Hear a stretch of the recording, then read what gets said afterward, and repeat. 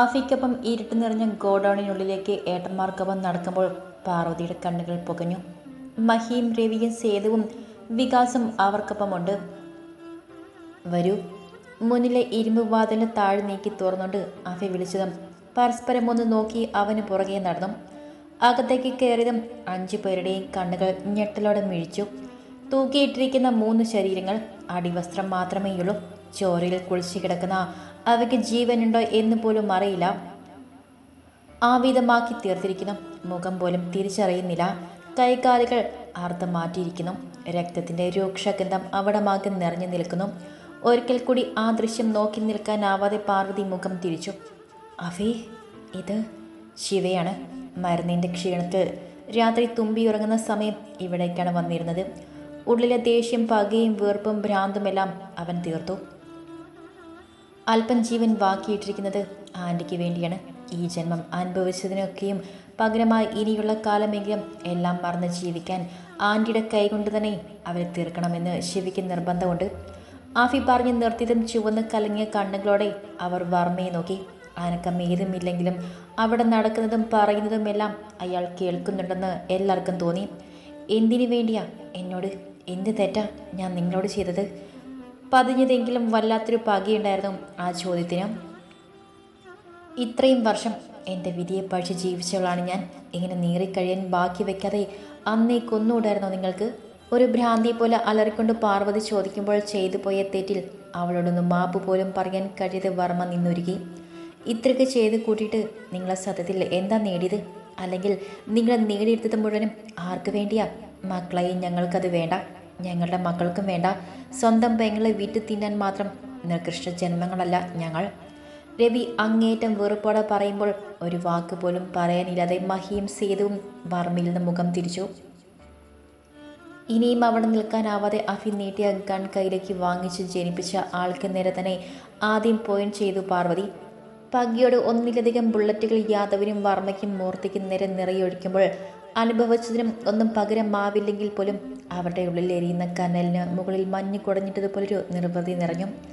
ഗോഡൌണിലായി വച്ചിരിക്കുന്ന CCTV വഴി ഈ ദൃശ്യം കണ്ടെന്ന ശിവയുടെ കണ്ണുകൾ വന്യമായി തിളങ്ങി. ഓർമ്മ വെച്ച അന്ന് മുതൽ ഉള്ളിൽ സ്വരുക്കൂട്ടി വെച്ച പ്രതികാരം അതിൻ്റെ പൂർണ്ണതയിൽ എത്തിയ സംതൃപ്തിയോടെ തന്നിലേക്ക് ചേർന്ന് കിടക്കുന്നുള്ള നെറുകയിൽ പതി ചുണ്ട് ചേർത്ത് മുത്തിയവൻ. ഒരുപാട് വേദനകൾ സഹിച്ച ജന്മം തന്നവളോടുള്ള കടമ അവൻ നിർവഹിച്ചു. ഈ ജന്മം ശിവയിൽ നിന്നും പാർവതിക്ക് അത് മാത്രമേ ലഭിക്കൂ. ദിവസങ്ങളും മാസങ്ങളും വർഷങ്ങളും കടന്നുപോയി. മൂർത്തിയും വർമ്മയും യാദവും ഇന്നും പിടികിട്ട പുള്ളികളായി തുടരുന്നു. 5 വർഷങ്ങൾക്ക് ഇപ്പുറവും ശിവ ആരാണെന്നോ എന്താണെന്നോ തുമ്പിക്ക് മാത്രം അറിയില്ല.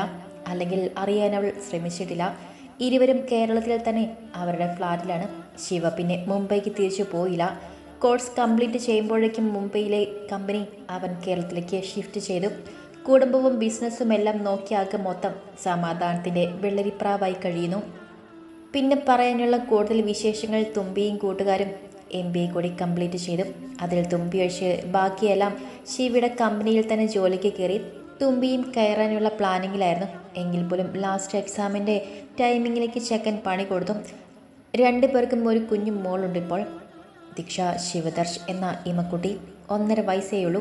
തുമ്പിയെപ്പോലെ തന്നെയാണ് മോളും. നീലക്കണ്ണും നുണക്കുഴിയുമൊക്കെയായി ഒരു കുട്ടിക്കുറുമ്പി. തുമ്പി അവളെ ഉദരത്തിൽ പേറിയ നിമിഷം മുതൽ അവളെ നെഞ്ചിൽ പേറിയത് അവനാണ്. ഭർത്താവിൽ നിന്നും അച്ഛനിലേക്കുള്ള അവൻ്റെ മാറ്റം. തുമ്പി കഴിഞ്ഞാൽ അവൻ ആരെയെങ്കിലും സ്നേഹിക്കുന്നുണ്ടെങ്കിൽ അത് മോളെയാണ്. ഇരുവരും മാത്രമാണ് ഇന്ന് അവൻ്റെ ലോകം.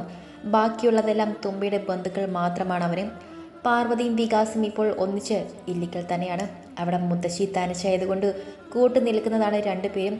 നന്ദയും ഉണ്ണിക്കുട്ടനും ദേവനും അവരുടെ ഫ്ലാറ്റിലും. ഉണ്ണിക്കുട്ടൻ ഇപ്പോൾ 3ാം ക്ലാസ്സിലെത്തി. അളിയനെ വളച്ച് കുപ്പിയിലാക്കാനുള്ള ശ്രമങ്ങളൊക്കെയും ധൈര്യമായി തുടരെ പരാജയപ്പെട്ടു പോകുന്നത് കൊണ്ട് അനുഷും അപ്പയ്ക്കും അമ്മയ്ക്കും ഒപ്പം ഡൽഹിയിലേക്ക് പോയി. ആരവും ഹരിയും അജുവും കൂടി അവരുടെ ഫ്ലാറ്റിൽ തന്നെയാണ് താമസം. ജിത്തു ഇപ്പോൾ ശിവയുടെ കമ്പനിയിൽ തന്നെയാണ് ജോലി ചെയ്യുന്നത്. അന്നുണ്ടായ ഗൺഷൂട്ടിൽ ജാൻവി കൊല്ലപ്പെട്ട വിവരം കേട്ട് തകർന്നു പോയവനെ വീണ്ടും എഴുന്നേറ്റ് നടക്കാനുള്ള സ്ഥിതിയിലേക്ക് എത്തിച്ചത് ആഫിയാണ്. പെങ്ങളുടെ ക്രൂരത ഒരുപാട് അനുഭവിച്ച ജന്മമായതുകൊണ്ട് ജാൻവിയുടെ മരണത്തിൽ അവന് പരാതികളില്ല, വേദനയും. പിന്നെ ആഫിയുടെ കല്യാണം കഴിഞ്ഞു. അപ്പച്ചിയുടെ മകൾ ആരതി തന്നെയാണ് ഭാര്യ.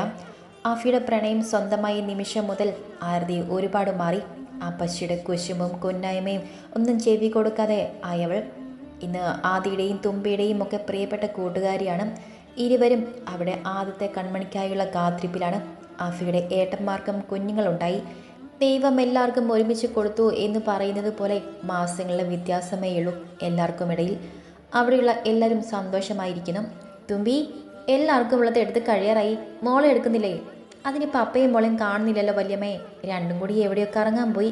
ഒന്നിച്ചെടുക്കാം, ഒരേ കളറിലെടുക്കാം എന്നൊക്കെ പറഞ്ഞിട്ട് പോയതാ ദർശൻ. തുമ്പി ചുറ്റും അവനെ തിരഞ്ഞുകൊണ്ട് എഴുന്നേറ്റു. ഇല്ലിക്കൽ വലിയൊരു സമൂഹ വിവാഹമാണ് നടക്കാൻ പോകുന്നത്. തുമ്പിയുടെ 4 പ്രിയപ്പെട്ട ഏട്ടന്മാരുടെ കല്യാണം. ആൻ ചൊഴിച്ച് ബാക്കി 3 തുമ്പിയുടെ കൂട്ടുകാരികളെ തന്നെയാണ് കെട്ടുന്നത്. ആരവിന് ആദിയും, ഹരിക്കും ശിവയും, അജുവിന് നന്ദുവും. ആൻഷിന് പിന്നെ അവൻ്റെ കൂടെ തന്നെ ജോലി ചെയ്യുന്ന ആളെ തന്നെയാണ് പാതിയായി കിട്ടിയത്, നയന. അച്ചുവിൻ്റെ കസിൻ കൂടിയാണ് പുള്ളിക്കാരി. എല്ലാവർക്കുമുള്ള ഡ്രസ്സ് എടുക്കൽ വന്നതാണിവിടെ. എല്ലാവരും എടുത്തു കഴിഞ്ഞിട്ടും ഇമക്കുട്ടിയെയും കൊണ്ടുപോയ ശിവയെ കാണാനില്ല. അതിൻ്റെ പരിഭവം പറച്ചിലാണ് ഇപ്പോൾ കേട്ടത്. ഞാൻ അവരിൽ നിന്ന് നോക്കിയിട്ട് വരാം വല്യമ്മേ. ചിലപ്പോൾ കിഡ്സ് സെക്ഷനിലുണ്ടാകും രണ്ടാളും, തുമ്പി പറഞ്ഞുകൊണ്ട് മുന്നോട്ട് നടന്നു. ഒരു കൈയിൽ കുഞ്ഞിനെ എടുത്ത് മറു കൈയിൽ പിസ്റ്റളുമായി നിൽക്കുന്നവനെ ഉള്ളിലേറിയ മരണഭയത്തോടെ അയാൾ നോക്കി നിന്നും. ഭാ ഠോ ശിവയുടെ കയ്യിലെ തോക്ക് പിടിച്ചു വാങ്ങാൻ നോക്കിക്കൊണ്ടാണ് ഇമക്കുട്ടിയുടെ പറച്ചിൽ. അവളുടെ കുറുമ്പുകൾ നോക്കി നിൽക്കുന്നവനിൽ വാത്സല്യം നിറഞ്ഞു. അടുത്ത നിമിഷം നോട്ടം വീണ്ടും അയാളിൽ ചെന്നിരുന്നതും ശിവയുടെ ചുണ്ടിലെ പുഞ്ചിരി വന്യമായി, കണ്ണുകൾ ക്രൂരമായി തിളങ്ങി. ഷോപ്പിനുള്ളിൽ കയറിയപ്പോൾ മുതൽ തുമ്പിക്ക് ചുറ്റും ആരും അറിയാതെ ഇയാളുണ്ട്. അയാൾക്ക് പുറകെ അവനും. ആര്, എന്തിന് എന്നൊന്നും ഞാൻ ചോദിക്കുന്നില്ല. ആരായാലും എനിക്കൊരു പ്രശ്നവുമില്ല. നിന്നെപ്പോലെ ഒരു 100 പേരെ ഇനിയും പ്രതീക്ഷിച്ചുകൊണ്ട് തന്നെയാണ് ശിവദർശിൻ്റെ മുന്നോട്ടുള്ള ജീവിതം.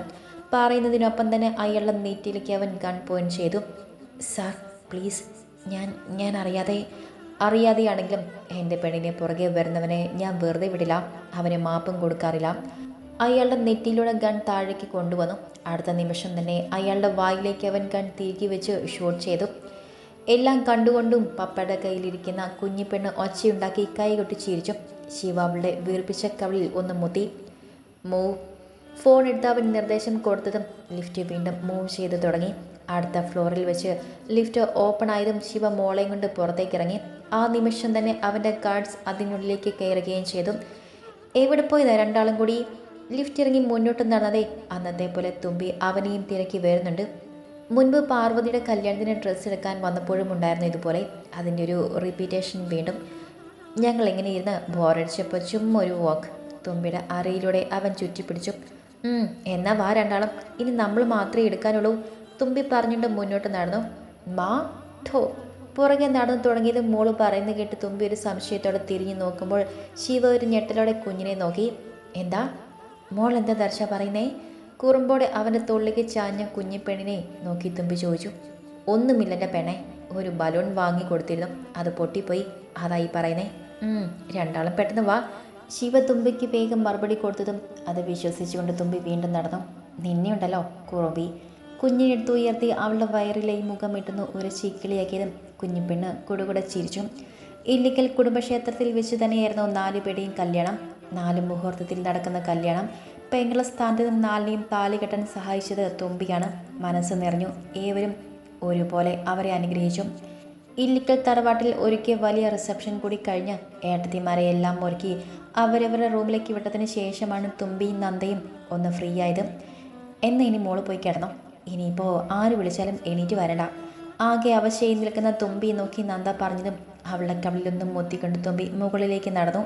ആഘോഷങ്ങൾ ഇനിയും അവസാനിച്ചിട്ടൊന്നുമില്ല. പക്ഷേ ഇനിയും ഒന്നിനും നിൽക്കാൻ വയ്യ. ആകെ തളർന്നു. അടച്ചിട്ട വാതിൽ തുറന്ന റൂമിലേക്ക് കയറിയതും തുമ്പിയുടെ കണ്ണുകൾ ഒന്ന് തിളങ്ങി. ബെഡ് ക്ലാസ്സിൽ ചാരിയിരിക്കുന്നവൻ്റെ നെഞ്ചിൽ ചേർന്ന് നല്ല ഉറക്കമാണ് കുഞ്ഞുമണി. വലിയ ഫ്രോക്കൊക്കെ അഴിച്ചു കളഞ്ഞ് ഒരു കുട്ടി ട്രൗസറൊക്കെ ഇട്ടാണ് പെണ്ണിൻ്റെ കിടത്തം. ഫീഡിംഗ് ഒക്കെ നിർത്തിയത് കൊണ്ട് ശിവ കൊണ്ട് നടന്നാലും ആൾ ഉറങ്ങിക്കോളും. ശിവയെന്ന് നോക്കി കണ്ണ് ചിമ്മി കാണിച്ചുകൊണ്ട് ഒന്ന് ഫ്രഷ് ആവാനായി ബാത്റൂമിലേക്ക് കയറി തുമ്പി. ശിവ കുഞ്ഞിനെ ബേബി ബെഡിലേക്ക് കിടത്തുന്ന നേരം കൊണ്ട് കുളിയും കഴിഞ്ഞ് ഒരു ബെനിയൻ ഫ്രോക്കും ഇട്ട് തുമ്പി ഇറങ്ങി വന്നത് ഇനി ഒന്നിനും വയ്യുന്ന പോലെ അവൻ്റെ നെഞ്ചിലേക്ക് ഒട്ടിക്കിടന്നവൾ ശിവയൊന്ന് ചിരിച്ചു. ഇന്നൂടെ റെസ്റ്റ്. എനിക്കിന്ന് റെസ്റ്റ് വേണ്ടെങ്കിലോ? ഉടൻ തന്നെ വന്ന അവളുടെ മറുപടിയിൽ ശിവയുടെ കണ്ണുകളൊന്നും മെഴിഞ്ഞു. കുറുമ്പോടെ മുഖം ഉയർത്തിക്കൊണ്ട് അവൻ്റെ ചൊടികളെ ഒന്നാകെ നുണഞ്ഞു വിട്ടവൾ. എനിക്ക് ഈ തെമ്മാടി ഇപ്പം തന്നെ വേണം. കഴുത്തിൽ അമർന്ന അവളുടെ മുഖം, പൊള്ളുന്ന ശ്വാസം, ശിവയുടെ കൈകൾ അവളിൽ മുറുകി. അവളുമായി ബെഡിലേക്ക് തന്നെ അമർന്നവൻ. ശിവയുടെ ചുണ്ടുകൾ അവളിലെ ഓരോ അണുവിനെയും തൊട്ടു തലോടി. ഇരുവരും ആ രാവിലും മത്സരിച്ച് പ്രണയിച്ചു. ഒടുക്കം തളർന്നുകൊണ്ട് ഒരു പുതപ്പനുള്ളിലേക്ക് ചേക്കേറുമ്പോൾ ഒരു ജന്മം പൂർണ്ണമായതിൻ്റെ സന്തോഷം അവരിൽ നിറഞ്ഞു. അപ്പോഴേക്കും പൊടിക്കുപ്പി ചിണുങ്ങി തുടങ്ങിയ ശബ്ദം കേട്ടു. തുമ്പി അവൻ്റെ കൈക്കുള്ളിൽ നിന്നും കുതറി മാറി അഴിച്ചിട്ട ഡ്രസ്സ് എടുത്തിട്ട് മോളെ ചെന്നെടുത്തു. കണ്ണൊന്നും തുറന്നിട്ടില്ല ആൾ. വെറുതെ ഒരു ചിണുക്കം മാത്രമാണ്. അവിടെ ചൂടാകുന്നു പോയെന്ന് തോന്നുമ്പോൾ ഉള്ളൊരു ചിണുക്കം. തുമ്പി അവളെ മാറിലേക്ക് ചേർത്ത് പിടിച്ചുകൊണ്ട് അവൻ്റെ നെഞ്ചിലേക്ക് ചാഞ്ഞു. രണ്ടുപേരെയും ഒരുപോലെ പൊതിഞ്ഞ് പിടിച്ചുകൊണ്ട് അവരും അവളുടെ നെറുകയിൽ മുത്തി. പാട്ട് പാടി തെർശ. കണ്ണുകൾ അടഞ്ഞു പോകുമ്പോഴും തുമ്പി പതിയെ പറഞ്ഞു. ശിവയുടെ ചുടികൾ ഒന്ന് വിടർന്നു.